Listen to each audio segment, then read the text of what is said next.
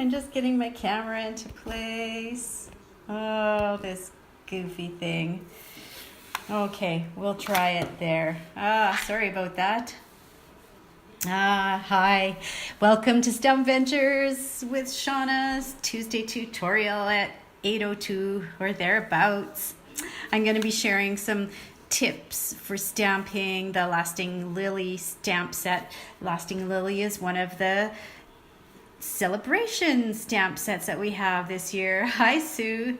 And I'm finally starting to get back to some tutorials on Tuesday evenings. And things aren't quite in place like I'd like them to be in terms of getting my camera all set up and whatnot. So we'll give this a go, see where I'm at. So if you're watching this on Tuesday night at just a few minutes after 8 o'clock on February, I don't know, what's the date today? February 3rd or 4th, something like that. Then you're watching it live. And if it's not at that time, that means you're watching the recording. And I'm a Stampin' Up! Demonstrator here in Canada. And I love to share some tips for some of the stamping that I love to do. Oh yes, Jackie, isn't it gorgeous? This is just a beautiful one, but it does need some TLC when you stamp with it. And I stamped some cards. I stamped this sympathy card with some ladies today. They were newer stampers, so that was a learning experience to begin with in itself. But then there are some tips to get this to work out to its very best. So I'm going to share those with you. And just before we start, it's been a while, but I have my funny of the day. And so here it is. Oh my gosh, you can't read it because it's too close to the camera. We're expecting such a cold winter. The squirrels are collecting more nuts than usual. So far, 3 of my relatives have disappeared. Boo!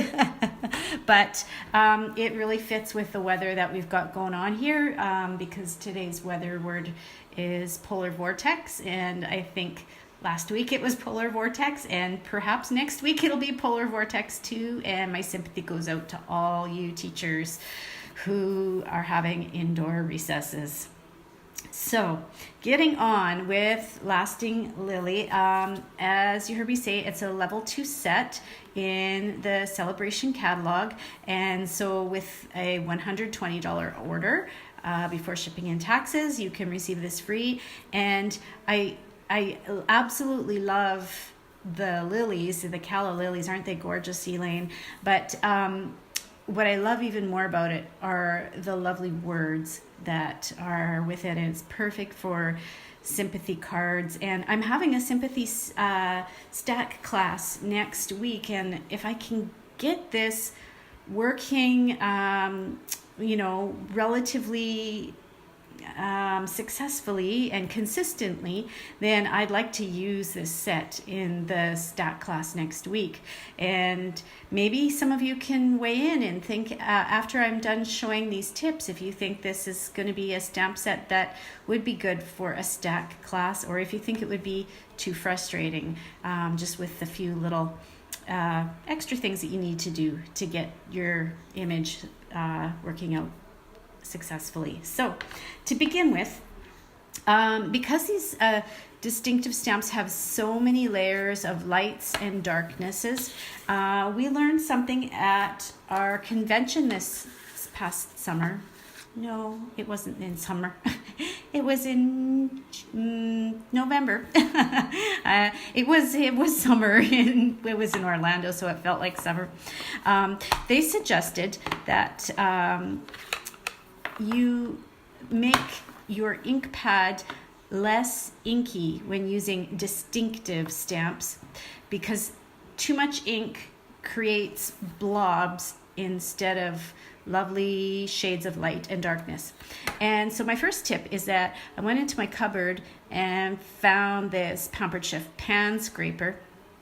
And to lighten up the ink in the middle of these nice and juicy ink pads, they just showed how you could take something like a bone folder or a spatula or whatever, and you just drag the ink to one side of the ink pad. So that's eliminating a lot of the ink that's pooling in the middle there. And you'll notice there's a little bit of ink that gets onto whatever you're scraping it to the side with, but some of it is just being moved to the edge. And when you're done doing this technique, you could use the scraper or whatever and move some of it back into the center. And of course you can always just re-ink it too.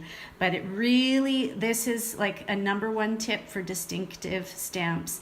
You need to get rid of the over juiciness of these pads, because there's such a fine, just such a fine layer of ink to create the dark and the shading and the highlighting and whatnot on these images. And that goes for any of the distinctive stamps, not just this one in particular.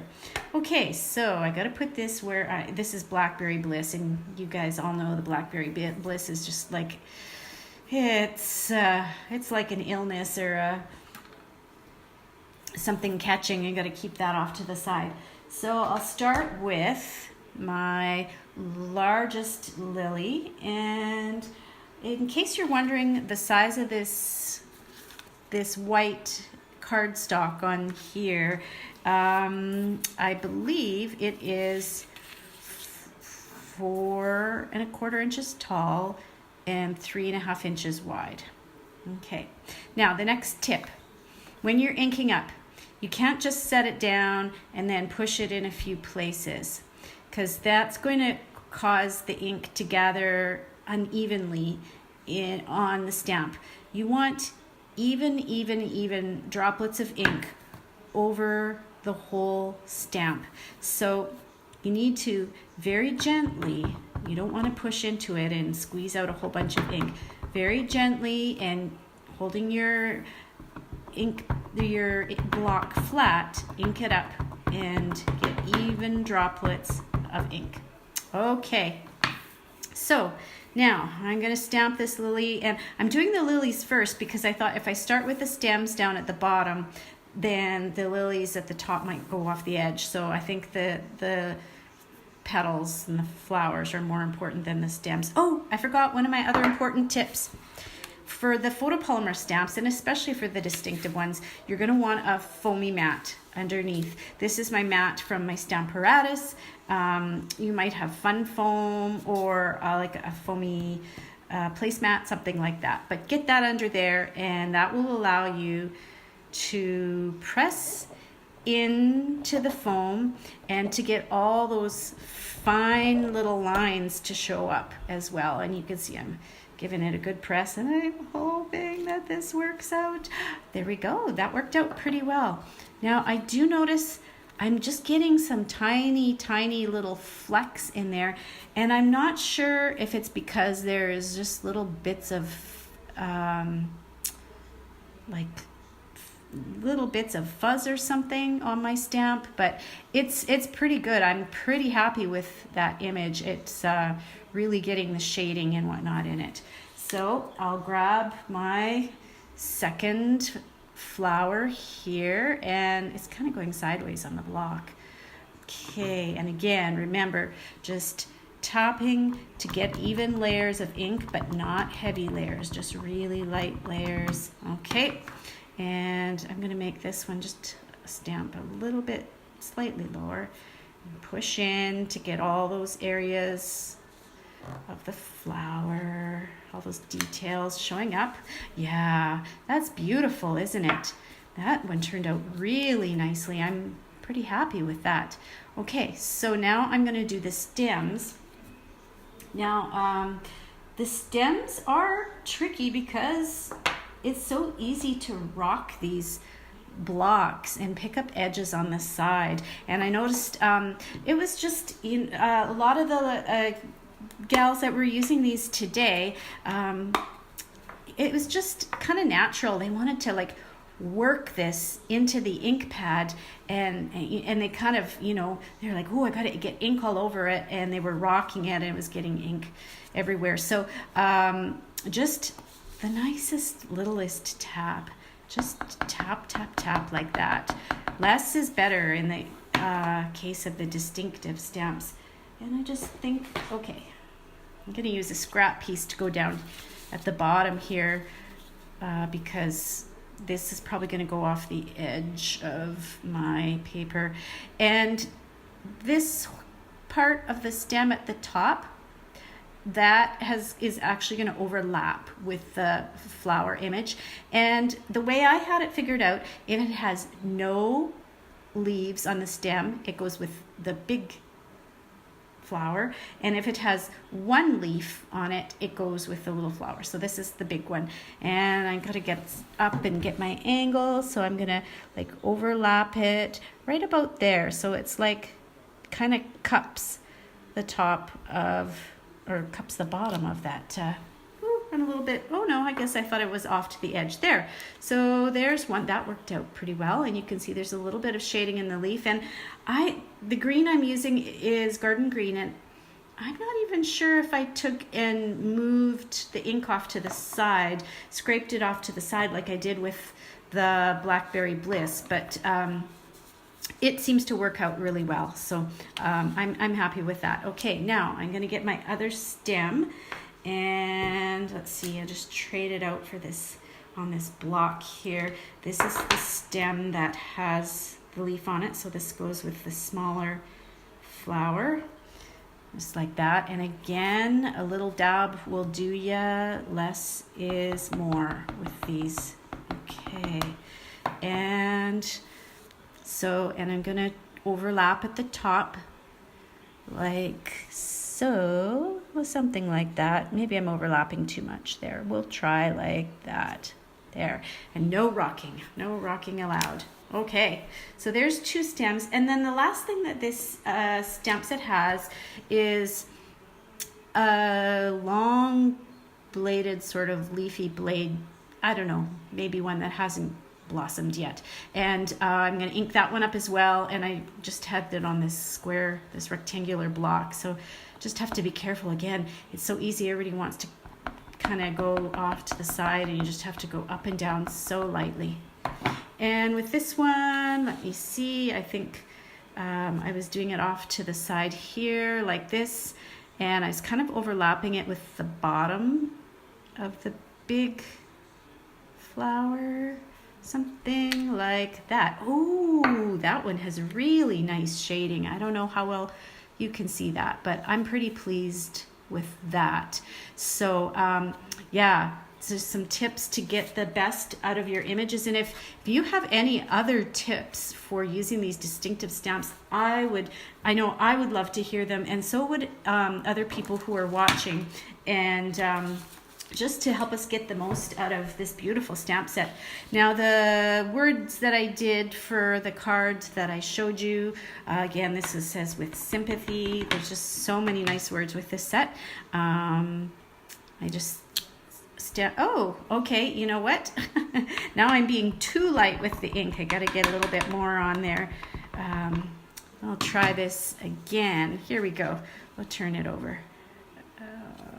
There we go. There's the words, and I'm using, and do you think I can think of the name of this? Is this the Pretty Label Punch, Susan? Pretty Label or something label? I don't know. It's a something label punch in the annual catalog. So I'll just punch those out, or punch these words out. And the ribbon that I used across the bottom, oh, I did such a good job of cleaning up. I already put that ribbon away. Darn it. But there's the finished product. Ta-da! From the magic of television. Thanks, Sue. Yeah, something like that. The Pretty Label Punch, or yeah, something like that. Lovely label. And this is in the Occasions catalog.